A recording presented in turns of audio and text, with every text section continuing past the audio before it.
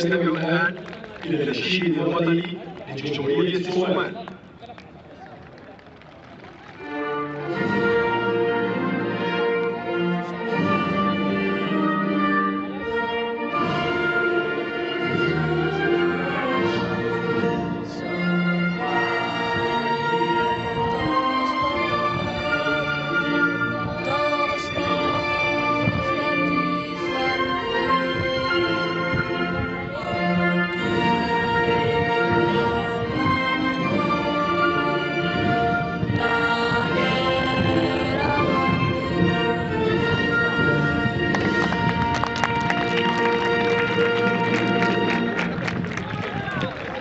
بسم الله الرحمن الرحيم. مشاهدينا متابعينا في كل مكان، أهلا وسهلا بكم معنا عبر التلفزيون جيم، عبر قناة الرائعين. هنا أسعد الله صباحكم بكل خير. هنا مواجهة بين المواجهات في المجموعة الثالثة. الفريق القطري يواجه الفريق الصومالي. الصومال وقطر وجها لوجه في هذه المباراة الأخيرة في المجموعة الثالثة. الإمارات قبل هذه المواجهة تغلبت بنتيجة هي الأكبر في هذه البطولة ب4 أهداف مقابل لا شيء على الفريق السعودي.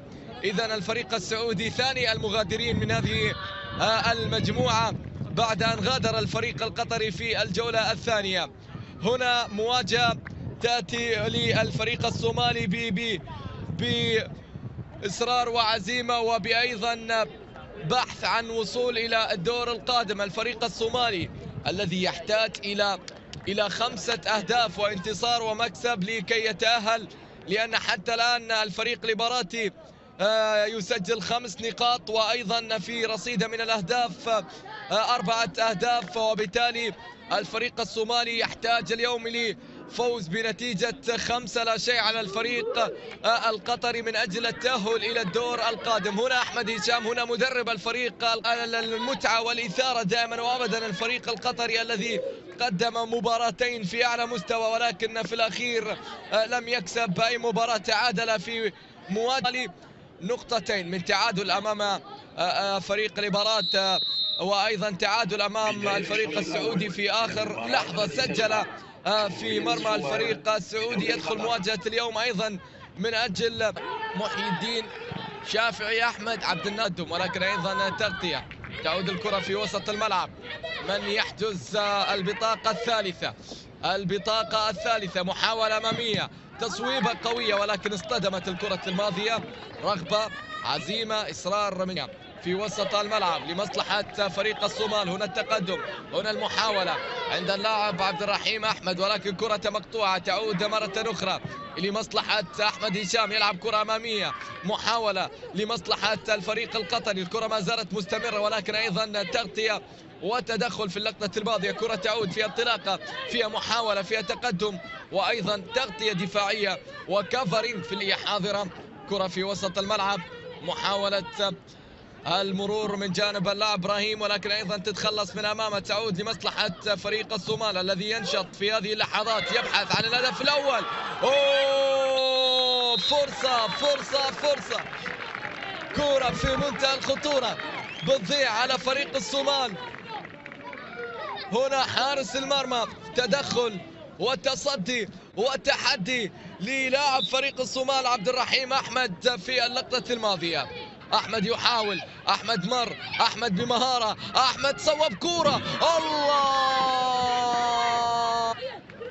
بدنيا فريق الصومالي يتفوق بدنيا، وكاد ان يتفوق في النتيجه، وكاد ان ياخذ الاسبقيه في اللقطه الماضيه.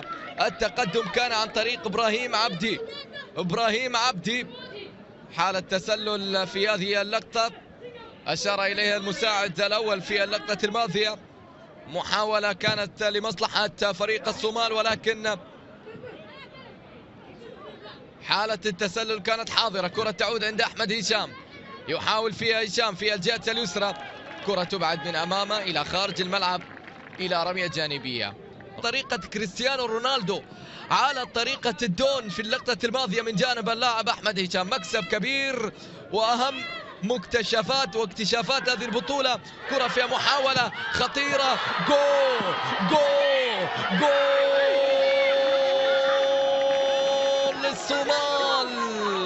الصومال تفتتح الآن أولى أهدافها في هذه المواجهة، تسجل الهدف الأول عن طريق اللاعب عبد الرحيم أحمد. عبد الرحيم بكرة وتصويبة هنا يسجل ويعلن فيها عن البداية، عن التقدم، عن الوصول، عن تسجيل الدخول في شوط المباراة الأول. عرضية وهنا المتابعة الذكية والمثال في الجهة اليسرى، يلعب كرة طويلة، محاولة التقدم عن طريق الجهة اليسرى، هنا المرور يأتي، هنا التقدم وهنا الكرة العرضية، لمسة يد، ضربة جزاء. نعم الآونة، ضربة جزاء للفريق القطري بعد لمسة يد حاضرة كانت على المدافع الصومالي في اللقطة الماضية السعيد علي. محاولة العودة، محاولة التسجيل والتعديل. أحمد هشام من الكرات الثابتة يخوف، ما بالك من ضربات الجزاء. أحمد هشام على التنفيذ، أحمد هشام خلف الكرة، أحمد هشام يقف، يستعد، يتأهب، يركز، يتقدم هشام في المرمى، جول! الله! عما كان عليه في النسخة الأولى، أيضا الاهتمام الكبير في النسخة الثانية. محاولة أمامية، كرة خطيرة جدا، حارس المرمى تصدي من جانب علي مسعد المانع، أنقذ هدفين في هذه المواجهة. كرة فيها محاولة تصويبة بتعدي، جول!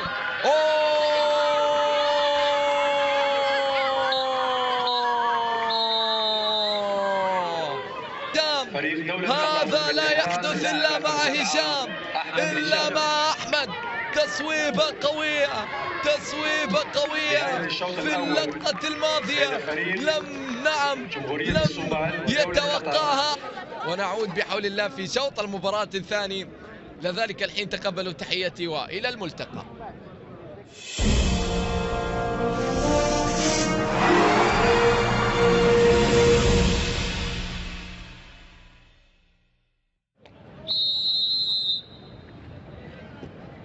انطلاق الشوط الثاني من المباراة. عودة مشاهدينا متابعينا في كل مكان هنا إلى أحداث شوط المباراة الثاني بعدما انتهى الشوط الأول بتقدم قطر بهدفين مقابل هدف. الصومال بالنسبة لقطر أحمد هشام سجل من علامة الجزاء، بعد ذلك تصويبة خرافية،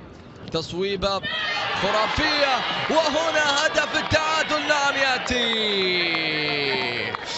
البداية للصومال في الشوط الثاني، بداية مبكرة يسجل فيها هدف التعادل هنا بعد كرة صوبت عن طريق الجهة اليسرى وغلطت حارس المرمى في اللقطة الماضية وأعلنت عن هدف. علي مسعد في مرمى، تلعب أمامية، تتخلص، تعود المحاولة في وسط الملعب، هنا المحاولة وهنا التصويبة القوية اصطدمت في العارضة. تعادل هنا بين الفريقين، كرة في محاولة أمامية بالراس، تتحضر أمام المرمى، جول! فرصة بتضيع. محاولة في الجهة اليسرى، رمية جانبية، محاولة المرور والتقدم، هنا كرة من منطقة الجزاء، حكم المباراة يحتسب ركلة جزاء ثانية. علي فريق قطر في هذه اللحظات بعد تدخل علي مسعد القصير المكير اللاعب المهاري مع الهاتريك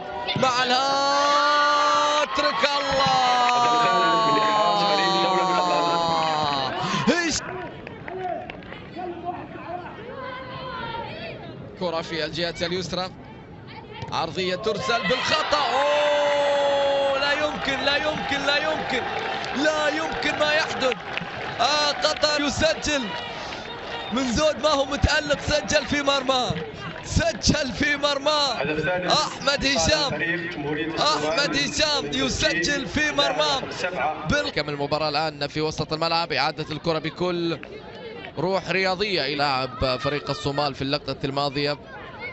كرة في الجهة اليمنى، محاولة للتقدم الآن، لكن صافرة حكم المباراة هنا مشاهدينا متابعينا في كل مكان مبروك للفريق الإماراتي، ألف مبروك للفريق الإماراتي التأهل والتواجد في الدور القادم من هذه البطولة. هارد لك قطر، هارد لك الصومال.